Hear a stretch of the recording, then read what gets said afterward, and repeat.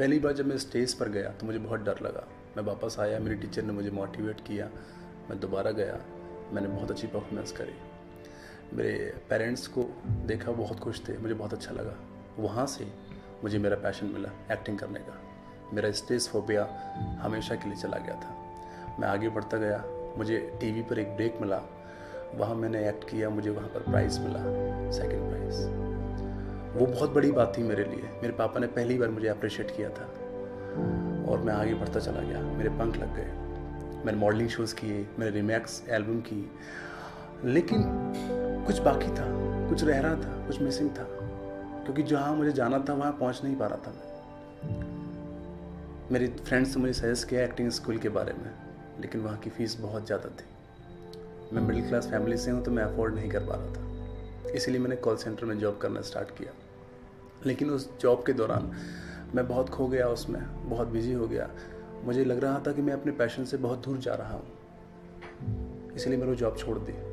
उसी दौरान मुझे मेरे फ्रेंड ने मुझे ऑफ़र दिया, जो कि इंग्लिश कोचिंग चला रहे थे एज अ इंग्लिश ट्रेनर। और एज अ फ्रेंड उन्होंने मुझे फ्रीडम दे रखी थी कि जब भी मुझे एक्टिंग के लिए बाहर जाना होगा तो मैं जा सकता हूँ। फिर तो मुझे कोई रोकने वाला नहीं था। मैंने पढ़ाना स्टार्ट कर दिया। मैं दिन में पढ़ाता, रात में प्रैक्टिस करता। मेरे टैलेंट और निखर रहा था, मैं और शोज़ करने लगा, मैं और आगे जाने लगा। मुझे ना फाइनेंशियल प्रॉब्लम थी, ना कोई बाउंडेशन थी, मैं अपना काम भी करता था और बहुत मेहनत कर रहा था मैं आगे बढ़ने के लिए।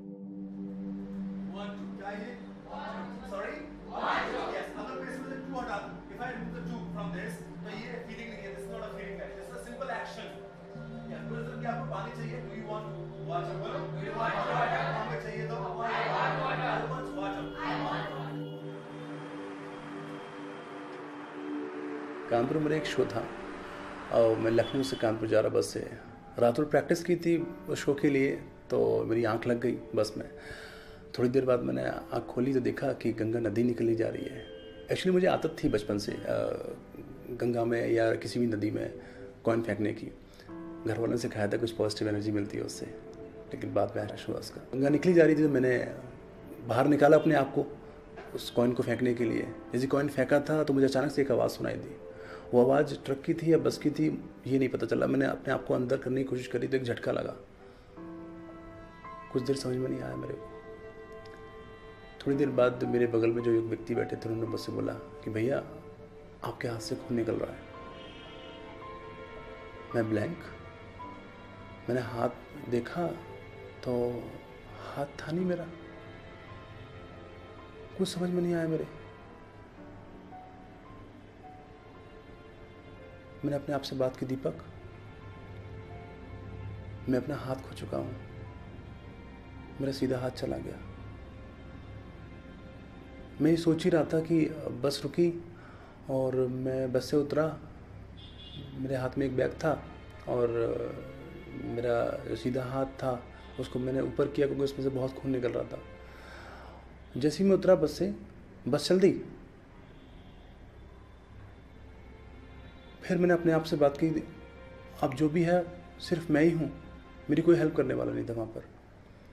मैं इधर उधर देखा। काफ़ी देर बाद मुझे एक रिक्शा मिला, उससे वो मैंने बुलाया, उससे पूछा यहाँ आसपास कोई हॉस्पिटल हो तो मुझे ले चल। तो मुझे ले गए। वहाँ मैं प्राइवेट हॉस्पिटल में पहुँचा तो डॉक्टर्स आए, नर्सेस आई। उन्होंने मेरे को देखा। मेरी कंडीशन देखने के बाद मुझसे क्या बोलते हैं कि हम ट्रीटमेंट नहीं कर पाएंगे। नो। मैं फिर अकेला पड़ गया। मुझसे बोला आप पुलिस स्टेशन जाइए, पुलिस केस है, हम हेल्प नहीं कर सकते। मैंने उनसे बोला कि मुझे बहुत दर्द हो रहा है, आप कुछ मत करिए प्लीज़, बस इंजेक्शन लगा दीजिए। उन्होंने मेरी क्या सुनी और वो चले गए वहाँ से। मैं अकेला बैठा रहा वहाँ पर। बैठने से कुछ फ़ायदा नहीं था क्योंकि मुझे खून बहुत निकल रहा था। मुझे पता था कि मैं किसी भी टाइम बेहोश हो सकता हूँ तो मेरी कंडीशन और ख़राब हो जाएगी। मैं बाहर गया, रिक्शे वाला भी चला गया था। मैंने आसपास पूछा पुलिस स्टेशन के बारे में तो बताया कि थोड़ा आगे है। तो मैं बहुत दूर जाने के बाद मुझे वो पुलिस स्टेशन मिला। मैंने वहाँ पर अपनी प्रॉब्लम बताई। उन्होंने मुझे देखा और तुरंत उन्होंने अपनी गाड़ी निकाली और मुझे गवर्नमेंट हॉस्पिटल ले गए।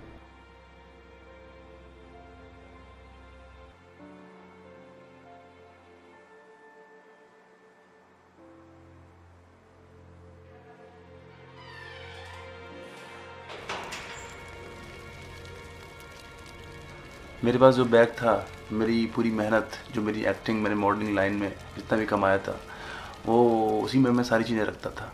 लेकिन एक्सीडेंट होने के बाद जब मेरे पास कोई रास्ता नहीं बचा, क्योंकि मेरा हाथ चला गया था, मेरे पास कोई रास्ता नहीं था, तो बार बार उस बैग को देखता, मुझे वो बहुत परेशान करता बैग।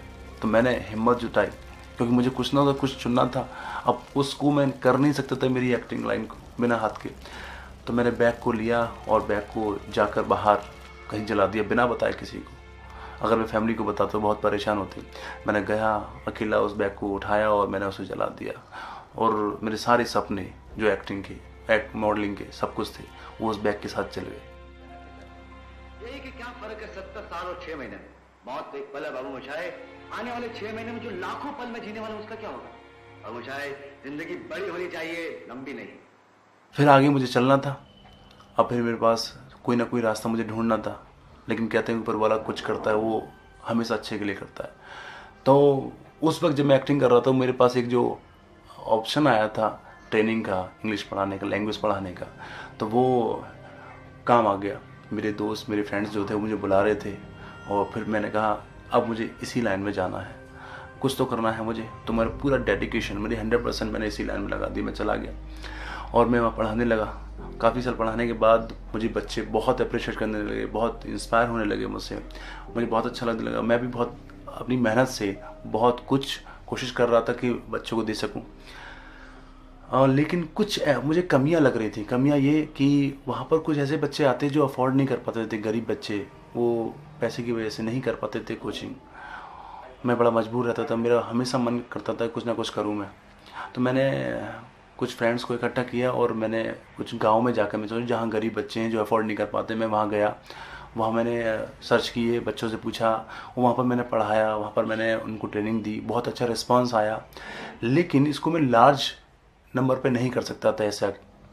तो मेरे फ्रेंड्स ने मुझे सजेस्ट किया और मेरे में भी विचार आया कि कुछ करना चाहिए। तो मैंने एक संस्थान खोली, NGO। उसका नाम आस या रे होप, इसका मतलब एक आशा की किरण, उन लोगों के लिए जो अफोर्ड नहीं कर पाते हैं, जो गरीब होते हैं, और उनके अंदर टैलेंट है, उनको निखारना होता है।